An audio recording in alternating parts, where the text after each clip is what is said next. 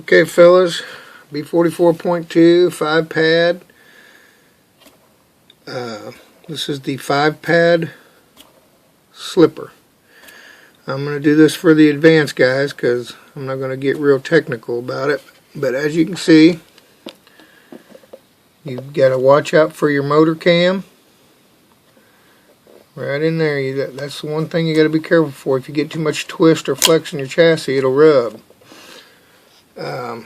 So what you've got to do is you got to take one of these slipper housings and you're going to have to sand it down. And it'll start out, you're going to, well, let me just tear this thing down real quick and we can go through it. But let me throw it back in there real quick. I just want to show you guys something real quick. The nice thing about this setup is when you go to put your pinion gear on, it's going to make it a lot easier to line up. It's going to make it, you're going to get more pinion on your spur. Get this going here. Get it, there we go. As you can see, I can put this straight up and down, or I can move it out just a little bit. Let me see if I can get you more line here. But you can actually move this anywhere you want, but you're going to be almost perfectly vertical when you go to tighten it. And it just makes tightening that thing down a heck of a lot easier. You don't got to get your wrench in a pinch like that when you're trying to set it and everything. So that's my shimming. I'm using a Kimbrough spur gear. This is how I made it. Runs pretty true. I did a lot of testing with the J Concepts spur gear and I kept getting a wobble, and I think the reason why is because with the J Concepts it's a thicker spur gear and it was louder, it ran louder, and I think the reason why it ran louder is because it's got all these holes in it, and when you put these together there's a big air gap in there, and that's why I wanted to utilize this so the air could protrude through both sides, because inside here these little slipper hubs are air vents, which are pretty nice. Now that said, if you use the J Concepts, your shimming is going to change because, like I say, it's thicker, but you can utilize the cooling holes a lot more.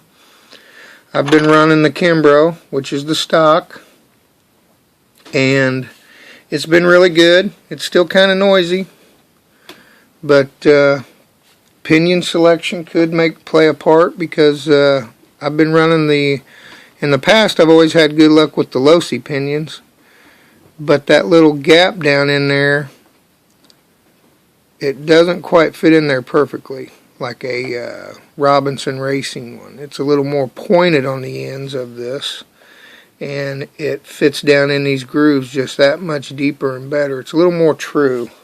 So let's find one here real quick. And I actually think it ran a little bit cooler or quieter with the metal ones. These Robinson Racing ones, I mean, it fits down in there a lot better. I don't know if you can see the light gap through there or not, but it almost doesn't have any light gaps. So your pinion selection is going to play a big part on how quiet it runs. Obviously, that's it's always been that way, probably always will be that way. So at any rate, you get my drift there. And this is strictly pretty much for the advanced guys. Anybody who wants to try it, well, you know, they're welcome to try it, of course, but the advanced guys are going to really they're going to probably get the most out of this. I know the carpet off-road guys are pretty hard on their slippers, apparently. That's why I'm doing this video. Somebody asked me to show them how I made it. So I'm going to pull this nut off. We're going to break it down real quick. And I'll show you my shimming and how I got to the point I'm at with this thing. Knock that out of there. And you guys, I'm not going to go into too much detail here because you guys already know how all these go together. So I'm going to try to make it simple. Now, to the back of the car, which is this end of the shaft, the drive shaft, I got three 3/16, I believe they are, axle shims. That's where I ended up with the axle shims on mine, with the Kimbrough. If you go with the J Concept spur, then your shimming's probably going to change, and you may even have to have some different slipper hubs. Okay, the first slipper hub I'm going to take off is the rear one. It measures out 7.28 millimeters. And what I did was, I didn't cut anything off of it with a hacksaw or anything, but what I did was I took a washer and laid it on some sandpaper, like so I could keep it flat against this outer rim here. I was trying to keep it as flat as I could so I could sand it down to that. And then I just laid it on the sandpaper, and then that kept me flat. And I did a figure 8 and a circle and back and forth. I just did it every which way until I got it down to there. And that one is, that washer just happens to be, after sanding it and everything, down to a 1.34 millimeter. Then I final touched it with this washer, and it fit a little bit more precise. And it measures out. That was my final sanding on that one. This one measures out to 1.33. Now, on your shimming, you could actually go a little bit longer. You could go about a millimeter longer probably. You could probably be like an 8.26 and just put one shim in there. But I went a little extra in case I wanted to use a thicker or a different spur or whatever and just play around with it. So, there's where I'm at on that one. On the hub housing, you're going to need 2 discs and 3 pads, and that's the maximum you can get out of your standard stock housing. And there you go. And I've ran the dickens out of these things. I've been running 4.5, 5.5, 7.5. I've tortured it. After inspecting it, I had 2 pads that were glazed pretty bad, and I just went ahead and replaced them, and I'm reusing the other ones. I did take some 1000 grit and sanded my discs, these silver slipper discs. I sanded them in a figure 8 with 1000 grit sandpaper when I built it. The Kimbrough spur is a little thinner. When you put one of these in there, you'll see that there's a lot of play there. And the reason why I wanted to go with this one was because of the holes and get more ventilation, but also with the J Concepts, it fits a lot more snug. Because the rim here, the hex rim, is deeper and allows this to fit further down in there. And that's something to account for, is the thickness and how far this is going to go down in there, because it actually protrudes off of the face of these holes here, whereas with the Kimbrough, it actually almost is flush with them, touching. This back side here is touching the face of the hex, so therefore you can deal with that. Now what you can do, and I experimented with this, is I surfaced this housing down so that when it fits in this Kimbrough, see how much snugger and tighter it is, and I'm still getting a good solid pressure plate against the face of it, whereas you cannot get that with the J Concepts. So the J Concepts kind of went out the window. I ran it one time. It was noisier. It's really sad because I wanted to utilize this, and that is a great spur, by the way. That sucker is thick. It's heavy. It works great. They're great products, but it just didn't work well for me. Now, as you can see how that touches there.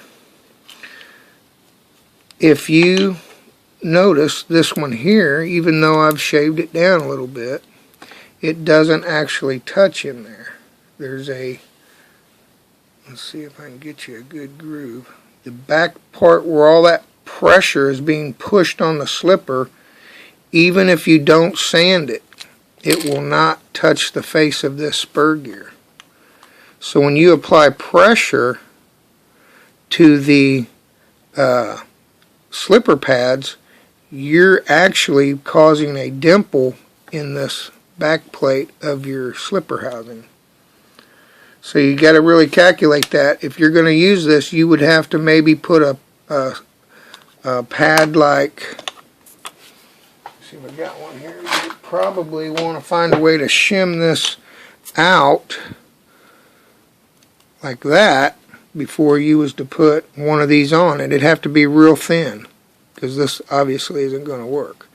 But you would have to actually shim that like so to get a good tight flush fit. So keep that in mind. You'd want to be a little thinner than this, of course.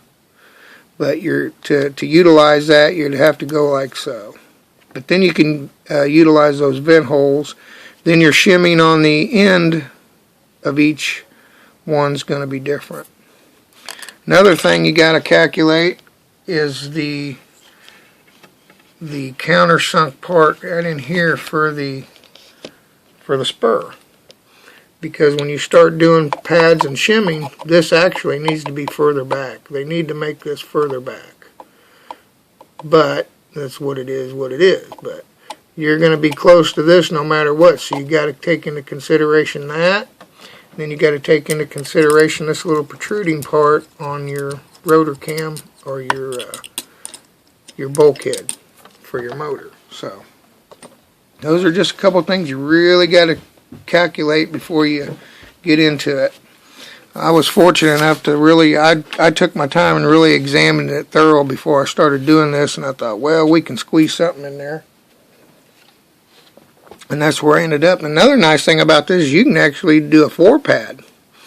If you do a 4-pad, you can do 1 on each side and 3 on the other side. That's an easy mod. Or you can do 2 on each side with 2 slipper discs in the middle. So, at any rate, let's move on here. I don't want to bore you to death with all kinds of crazy stuff, but I'm just want to just open your mind to draw your attention to some other options that you can play around with. Now on this, it was, as you can see, it was just your standard stock housing. But to get it to miss the bulkhead for the motor cam and the motor mount, you're going to have to sand it down. And what I did was I just freehanded it like so and just sanded it with some aggressive, like I think it was 180, and then I just kept going down until I got it to where I want it. So you're going to have to at least shave the flange off of here where this little angle is. You're going to at least be back to here, but you're really going to be further back. So I'll get you a quick measurement of that. And I believe 466, each one of these are different, but the best one that you want to get to is the 461, 462, that's what it was. That one there, that's about as maximum as you can go. You could maybe go to 460 millimeter, but this has got to be thin to miss the bulkhead for the motor mount. So, got to do that. Now let's move on down here to this other slipper disc. Now as you can see, there's no stub sticking off of this one. What I did was I took a hacksaw and I just very carefully and very surgically just shaved it off, just real careful. I didn't even apply pressure. It took a little bit to do it. And that's a good opportunity to show you those vent holes too. Right in there. Right in there. There's a vent hole. And there's one on each side. Now, if that's on purpose or not, I don't know. But I'm hoping that we can utilize that someday. I mean, the manufacturers will probably come up with something. They're going to see a lot of options with these pads and stuff. So we'll probably see stuff down the pipe on stuff like this. But what I did was I cut it off with the hacksaw and then I just sanded it. And I think I started with like an 800 grit, and then I ended up going to a 400 grit to make it quicker. And then I just took some 1000 or 800, I can't remember, and I just smoothed it out. And I didn't get too aggressive on it because I wanted to try to keep it flat and flush. Don't want it to get crooked.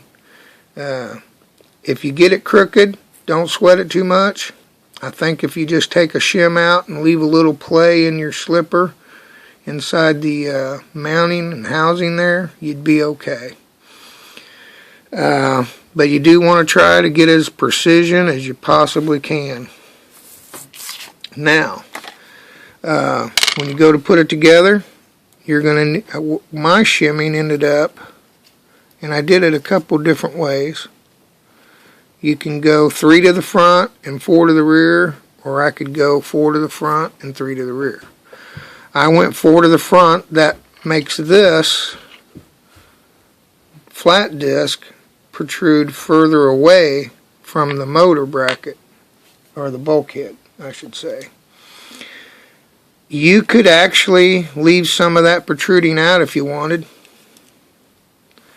It ended up being 5.94, 5.95 millimeters thickness. But you could probably leave that out about a millimeter and get to like a 6.5. Then you're going to need less shims. So when you're preparing this, you can actually leave a little hanging off and get you a thin washer, thinner than this one, and and put it on there and do it that way. That would save you some shimming, but it's also going to limit where you can shim your spur gear to line up with your pinion. And that was really where I ended up with my ultimate goal when I first started messing with the original slipper, was to get it pushed back some. I like, man, that's aggravating, trying to get that pinion lined up. So, you know how the front washer goes, your hat washer. 4 3/16 axle shims, your bearing and everything. And you're just going to slide that on like so. Then you're going to take your 2-pad with 1 center disc, slide it on like so. I'm running the Kimbrough because all my shimming was done with the Kimbrough. It's worked the best for me. The J Concepts one's a little more tricky. I kind of don't recommend it. I don't even think you'll get it to quit rubbing on that groove in there. So, but this will give you guys something to work with. You see how that goes. I hope I'm getting all this done in front of you. 4 axle shims, your slipper disc, or your slipper hub, your slipper hub housing,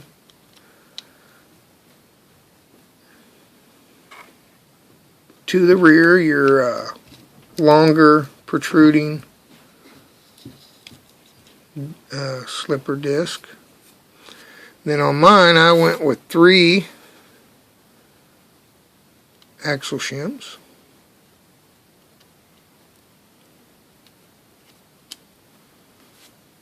And then, of course, you're going to have your bearing. And you're going to have your hat washer. Then you're going to put this bad boy on there. Next year, I'm going to totally go bonkers on this thing. I'm going to drill it out. I'm not even going to have any play. There's not even going to be any play in my drive cups here. I'm going to really go crazy on this thing next year. I'm going to drill these holes out and make them metric and put a bigger axle or a bigger roll pin in there. And it's going to get rid of all the little bit of play that's in here. I'm going to really do some tricky stuff, I think, next year just for the fun of it. And you put the nut on. Just snug it up so that this doesn't back out on you over here. There's a lot of options with this. There's a lot of potential and options with this setup. These BTS, I guess it is, slippers, man, they're really they're sweet. I love them. That's the best thing they came out with for this kit, if you ask me. Now there you have it. Hopefully those are some measurements that'll work for you. And you just got to make sure everything's snug and tight. As you can see, I could take a little more off this short side and kind of get it a little further away from that bracket. But man, I have beat this thing unmerciful, and I have not had an issue yet. Slides right in. It's a little wobbly, so that means I got something a little loose somewhere probably, but just snug that up. Oh yeah, that's more like it. These Kimbros are always out around, and they're always a little wobbly. So there's some of the noise we're probably getting out of these things. Get this on here real quick, and I'll show you one more mod that you're going to have to make before you're done.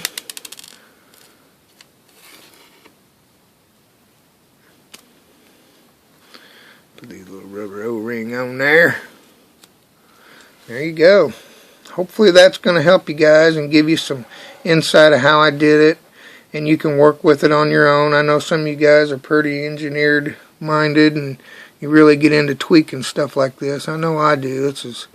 Modeling's always been one of my favorite hobbies, and doing little mods like that are fun. Now, the top plate. J Concepts has made one that's aluminum, and it has the spur gear can protrude out of it with it, but the nice thing about it is it looks pretty wide open. You have to grind down some of that sharp edge off of here. Love you too. See you later. Here's what it looks like normal. As you can see, I had to take some out because it will rub on the housing.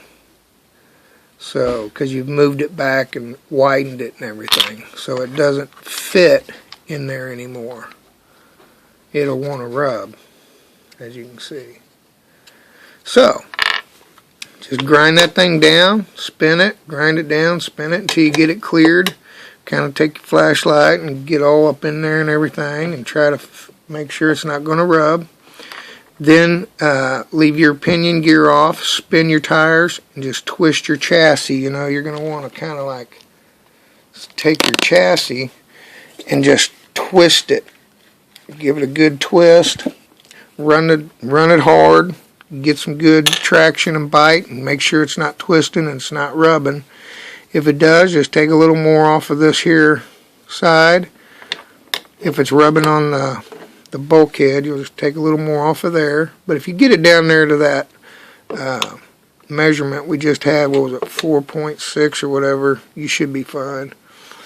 And with this top brace for the center brace, just shave it until it doesn't rub. I think it took me like 2 tries to get it to where it didn't rub. And it didn't never come through, so that's some pretty thick plastic there. It never rubbed through. I took quite a bit off. And man, I tell you what, this pad has just worked great. So then after you get it in there,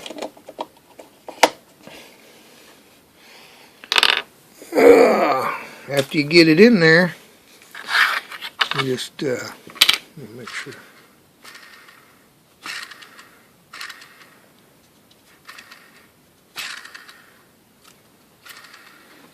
Boy, I hate those spur gears. Kind of wobbly. Of course, once I tighten this down more, it'll be less wobbly. But boy, them spur gears, I tell you, they wobble up and down, wobble back and forth. The disc itself's moving pretty true, and then you just kind of want to make sure you ain't got too much play there. Mine's nice and free. That's what you want. Then you're going to take your shimmed out top brace and you put it on there. Make sure nothing rubs. Real simple to do.